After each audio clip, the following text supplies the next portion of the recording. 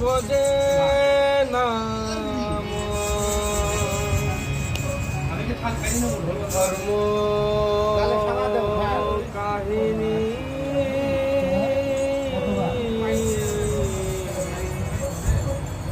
বিষয় বিষে চঞ্চলা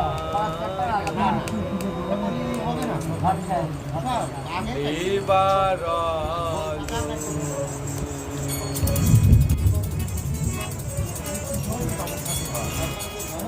বিষয় বিষে চঞ্চলাম